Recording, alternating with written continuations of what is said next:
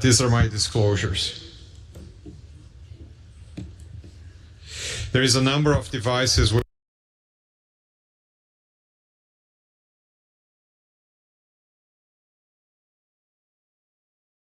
Very good.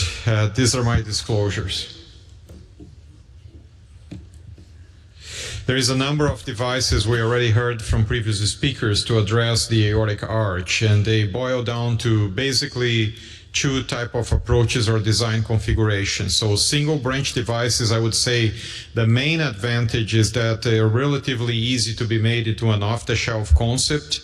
They do provide a high-flow single vessel inflow, which potentially decrease arch manipulation, but no question their limitation that is key here is the need for cervical debranching, which we've done now for many, many years. These are safe operations. Having said that, we often underreport a very high rate of phrenic nerve injury, up to 25%. There are issues with neck hematoma, particularly if done in a single stage and it's a full cervical debranching.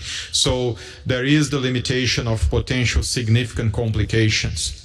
With that said, the Gore thoracic branch endoprosthesis is the first one to receive FDA approval last year around August of 2022, and over the last year there has been already over 1,100 implants. The pivotal trial included 289 patients, and the results have been remarkable for Zone 2. Zone 0, this has not been unveiled yet. But for Zone 2, you can see loss of patency 0 for the aneurysm cohort. Protection against rupture has been outstanding.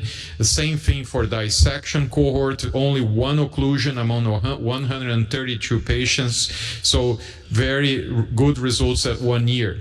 The Nexus concept, also with a smaller number of patients treated worldwide, it's another concept that has been utilized.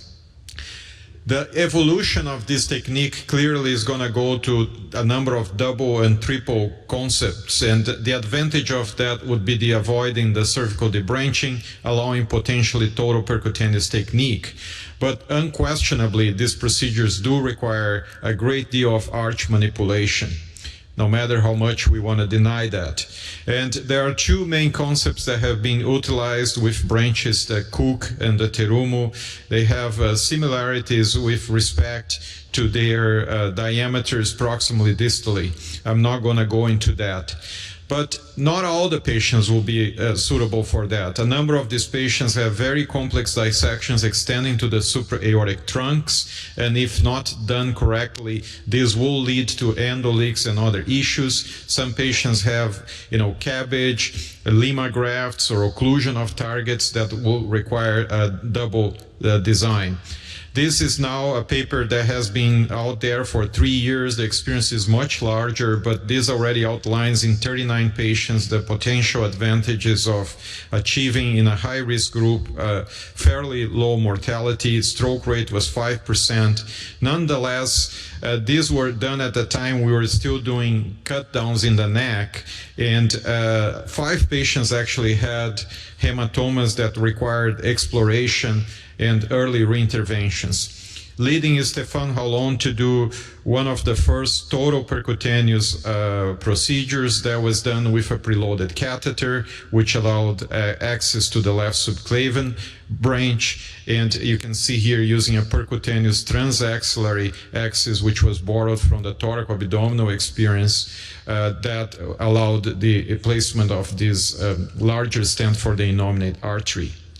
We then published a total percutaneous transfemoral approach that was feasible because the patient had a previous cervical debranching and a stent, so that allows us to use lower profile stents for all the 3 vessels, and this was done again with a preloaded catheter in the most antegrade branch. I would say the technique has evolved, but now we do it slightly different. You can see on this one we snare the wire.